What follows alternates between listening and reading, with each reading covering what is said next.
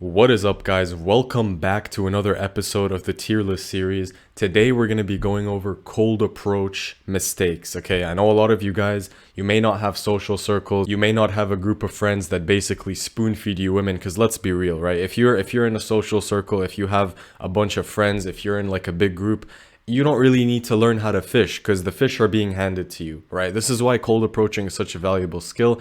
It's because you're not always going to be in a situation where you have fish being handed to you. Sometimes you got to go out there and you got to fish on your own, okay? So this video is about cold approaching, but I have to kind of preface this video by saying cold approach is one of those things where you're kind of swimming against the current. Like, the odds are stacked against you here. It's an uphill battle because of the fact that when you cold approach, again, you're a stranger, you're approaching a girl on the street, she doesn't know who you are. Women have high anxiety, they're very anxious creatures. Yes, indeed, they are survival oriented. That's what evolution says, they're survival oriented, which means when you approach a girl, typically it's harder to demonstrate value. There's no social proof, there's no pre-selection. For all she knows, you could be a serial killer, right? Which is why it's imperative that when we approach correctly. Of course, the black pillars are going to say none of this matters if you're attractive, but the truth is a woman can be attracted to you and still intimidated by you. Just because she's attracted to you doesn't necessarily mean you're going to succeed when you cold approach. As you can see here, we're going to be ranking the most common mistakes guys make when they cold approach, from a slight mistake, which means it's not that big of a deal, you can probably get away with it, all the way up to it's over and you have zero game. As always, if you want to see more content like this, make sure you subscribe and let's get into the video. The first mistake we have on this list is not approaching from an angle. Now, here's the thing about approaching from an angle, and I'm actually going to pull out the whiteboard over here just to illustrate my points a lot better. So let's say that this is the road, right? And let's say that you're over here, this is you. Let's give you some eyes as well and a mouth, and then this is the girl that you want to approach, right? So this is the chick, let's give her some hair, Instagram, makeup, eyeliner, whatever these girls are up to. Anyways, so I'm going to be giving you an autistic level analysis of the shit, because I know a lot of you guys are overthinkers. So you cross the road, right, because you want to approach her, and now you're over here, and she's probably walking, in her own world, minding her own business. And what some people do, which is a huge mistake, is they'll just go right up to her. Let's assume that she's facing this way, right? She's walking that way. You just go up to her from behind and you tap her on the shoulder to approach. This is bad because what you're effectively doing is you're startling the girl. You're literally just scaring her. Oh my God, who just tapped me on the shoulder? I'm so scared. See, as a guy, if someone taps me on the shoulder, and I'll just be like, yo, who the fuck is touching me? And I'll turn around in curiosity. With women, they will turn around in fear, okay? Their anxiety is really fucking high when you do this. So what I recommend you do instead is opening up from an angle. What that means is you go around, and then when you're kind of shoulder to shoulder, or maybe when you're a bit in front of her, that's when you actually want to sort of like open up the conversation and start it and say hey, and say whatever the hell you want to say. But you kind of want to create some distance between you guys, and you want to open up from an angle. That's really important. Let's go over some other situations. So what if she's walking towards you instead? So both of you guys are walking towards each other. What I recommend doing is actually kind of letting her pass a bit, maybe creating some distance, letting her pass, and then opening the conversation. Like maybe when you guys are shoulder to shoulder as well, because what you don't want to do is you don't want to just stop her right in her tracks and say, hey, excuse me, that's going to fucking scare the shit out of her. So really all of this is done to lower their anxiety and to open in a way that's safe and comfortable, because women are fucking scared of everything. And if you're a big intimidating guy, even if they are attracted to you, right, it's easy to creep a girl out if you're just in her face and you're like, hey, excuse me, and she doesn't know who the fuck you are. So the goal here is to not startle them. And here's an extra tip for you guys. If she's sitting down somewhere and you want to approach her, make sure that after a while of you guys talking, you actually get on her level. So if she's sitting, try to sit, try to lower yourself to her level, because if you stay standing the whole conversation, you just look retarded, okay? Anyways, not approaching from an angle, I'm going to say that this is a pretty big mistake. Not creating enough distance, again, I'm going to put this right with not approaching from an angle. So going back here, you always want to leave some distance between you and her, okay? Don't get too close. Of course, you can get away with a lot more things if she's highly attracted to you physically, but just out of principle, right? Most people are not chads. Next up, we have being too passive. So a lot of guys are going to be extremely passive when they talk to women. They're going to approach her, but out of fear or out of scarcity, they're not going to, show any intent at all. They're just going to be like, hey, you know where the nearest Starbucks is? And they're not getting to the point. And the problem with doing this, guys, is when you approach a girl, you're already giving her validation, all right? You're already telling her that you like her. She knows you like her. Like most girls know that you don't actually care what time the gym closes. You don't actually care where the closest Starbucks is. You have your fucking phone. You can figure it out. She knows that you have some level of interest. So when you go up to her, it's okay to show a little bit of intent. Don't be extremely passive and talk and be like, should I even go for the number or not? Like, no, you approach this girl with a specific intention to get her number and potentially go on a date, right? It's okay to show that. So being too passive is, I would say, a very significant mistake, because first off, it comes off as you not being that confident, because she knows why you approached her. So you might as well show a little bit of intent. I'm not saying show too much intent, but again, the idea here is for her to know that you approached her so you can get her number, so you can go on dates with her. Try not to be too passive. Be a little bit more aggressive in your approach. And the way to know if you're being too passive is if you're approaching a lot but you're not really closing. Like if you're not a little bit nervous before saying something, then you're being too passive, right? Sometimes we've got to take risks. Sometimes we have to be proactive. Next up, we have asking for the number too soon. So what a lot of guys will do, potentially because they have really bad conversation skills, is they ask for the number really quick. Like they'll say a couple lines and they'll say, hey, I thought you were cute. Can I get your number? This is pretty bad. I'm going to say significant mistake, because you actually want to engage in a conversation before even asking for the number or the IG or whatever you want to ask for.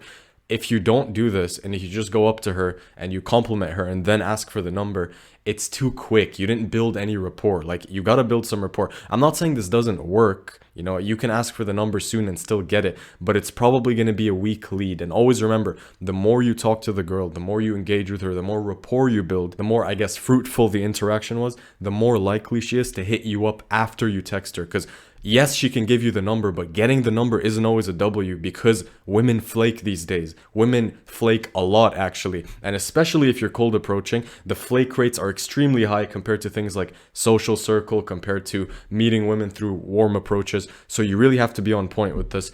Ask for the number after persisting a little bit in the interaction.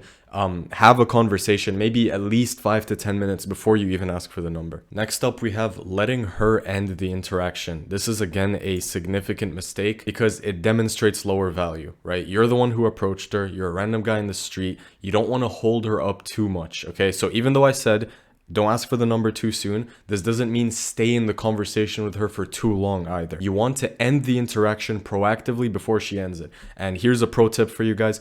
Always end the interaction on a high note, right? So she's laughing, or you said something that she enjoyed and she's very engaged in the convo. That's when you gracefully make your exit. Hey, by the way, I'm going to get some food with my friends, so I actually got to run. Let me get your number. That is how you do it. You don't let the interaction go on for too long, because then again, your value is getting lowered and the girl might have somewhere to be. She might want to go somewhere, but she doesn't know how to tell you that. So the conversation just becomes really awkward. So you always want to be the one to end the interaction. Next up, we have not using false time constraints. This is when you set a false time limit on the interaction. This, again, procures an illusion of value. I'm not going to say that you necessarily need to do this. I'm going to say it's a mild mistake, but something that's really helpful to consider is to use false time constraints to tell her that, hey, I'm approaching you, but I have somewhere to be very soon. So maybe in your opener, you could say, I was with some friends back there and I saw you. I thought I had to approach, but I actually got to get back to them in a while because it looks like they're going somewhere. When you say this, it creates a sense of urgency and it shows this guy has a life. He has somewhere to be. He's not just out here walking around aimlessly approaching women. Okay, false time constraints are really good at procuring illusions of value and to make you look like, all right, this guy isn't weird. At least he has friends. At least he has somewhere else to be other than just standing here approaching me in the middle of nowhere. Next up, we have approaching while she's with a guy.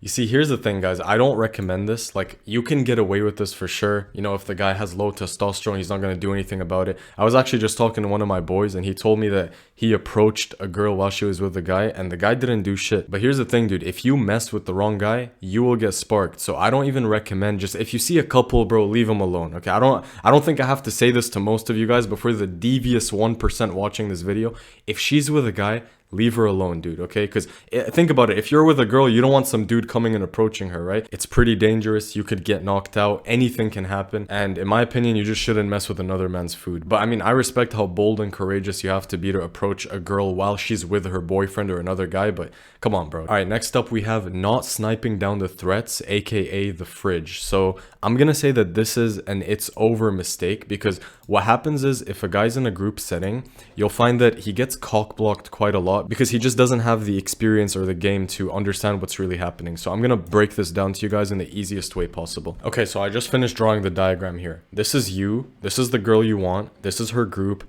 this is the threat over here, right? A lot of you guys would refer to this threat as the fridge protecting the snacks. But anyways, what most guys do is they go straight to the one they want. They approach her, they engage her, but they completely ignore her friends. And what her friends are going to do is they're going to get very annoyed because clearly, if you want her, she's probably the hottest one in the group. She's the one who gets approached the most. She's the one who gets most of the guys. So these girls are very frustrated because her friend is getting most of the attention and she's not. So the threat over here, the fridge protecting the snacks, is going to do exactly that. It's going to protect the snacks. So what you want to do as a high IQ individual who has more game than the rest of the crowd is you want to open the fridge. This is what you do. You go in and you open the fridge. You talk to the fridge. You disengage her. You neutralize the threat, because now she got her dose of attention, and then you circle your way around to the one you want, but you don't directly engage the one you want. You have to win over the friend group, guys. This is imperative. You have to neutralize and snipe down all the threats. Otherwise, the one you want is gonna, oh my god, our Uber is here, Kayla, and boom, she's gone. So make sure you guys know this, okay? It's really important. Next up, we have showing too much intent. See, the problem is when you approach a girl, that's intent in and of itself. And you don't want to make the mistake of being too passive, but you also don't want to make the mistake of showing too much intent. Like, I really want you and I'm really into you. Because remember, women operate off attention and validation. You give her the source of attention and the validation too freely and too effortlessly. That's low value. She didn't do anything to earn it. Now she knows that you really, really like her and you're head over heels for her. And you will experience flakiness and lower interest as a result. So you can show intent, but keep it playful, keep it fun, keep your level of interest somewhat mysterious. It's like, I want you, but I don't want you that much. Relax. And you know, for those of you guys who have game, you know how powerful negging can be in this situation, because when you show intent, you have to kind of take back that power and take back that intent by negging a little bit. So, but anyways, that's for a different video. But yeah, showing too much intent, I'm gonna say it's a big mistake.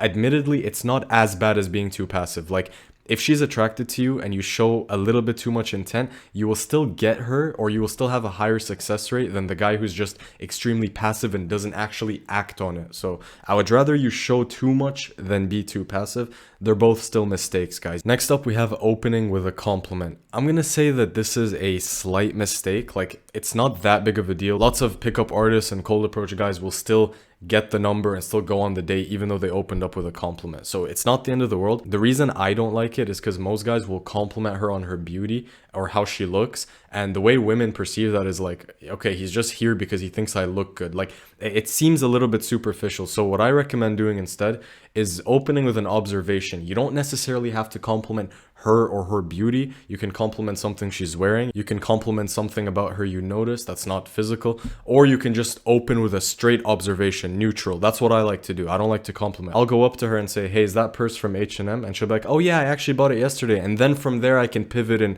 you know, start having a conversation. But I don't like opening with a compliment. To me, at least, it feels a little bit simpy. Like, I like to compliment later. I like to get to know the girl first before I give her validation. Next up, we have self-rejecting. And this is a huge mistake that a lot of guys make, because sometimes a girl isn't going to be showing you that much interest. You know, I know that there's this conversation among black pillars of like S-tier choosing signals. I think that's a load of bullshit, because sometimes a girl is just shy or nervous and she doesn't necessarily give you the most obvious choosing signals that she wants you, but she still does like you, and you still could have got her if you had just persisted. See, the problem with a lot of guys is they don't even persist long enough. They go in there, they experience a little bit of resistance from the girl, and then they start to, you know, get in their head and retreat and be like, oh my gosh, she doesn't like me, okay, it's time to leave. And then they just self-reject, right? They just go in there, they notice that the girl isn't giving them that much energy, and so they kind of start coping and like auto self-rejecting. If you just persist in the interaction a little bit longer and you push for the close,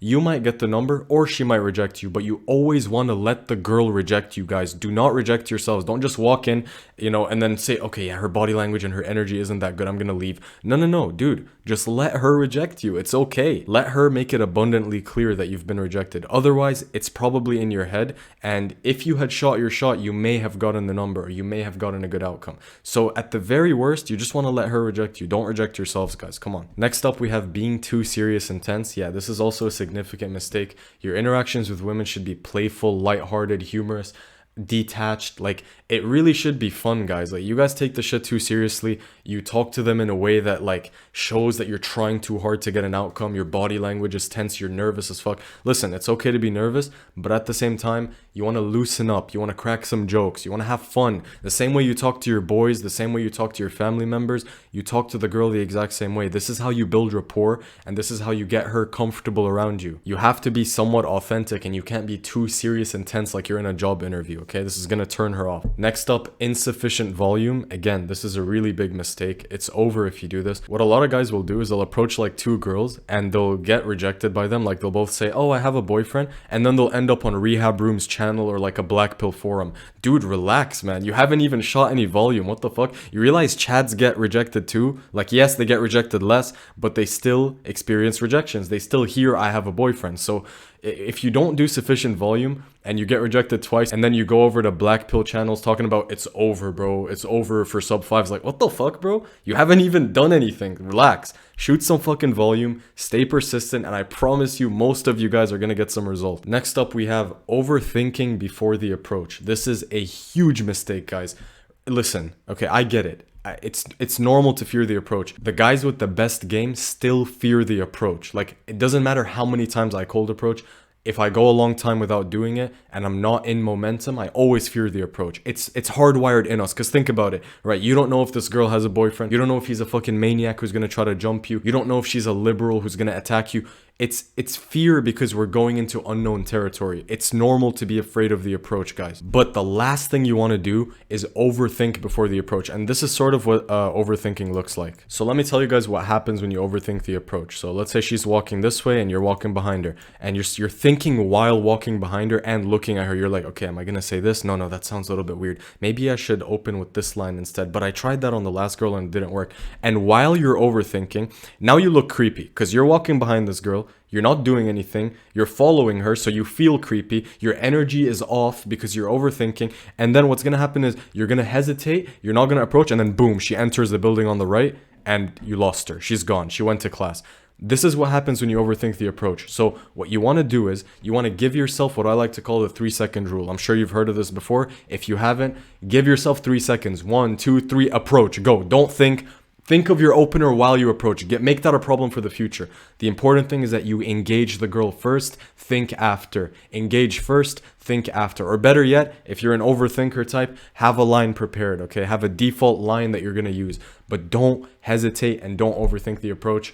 3-second rule. 1, 2, 3, go. Next up, we have demonstrating low value. So I'm not going to get into this too much.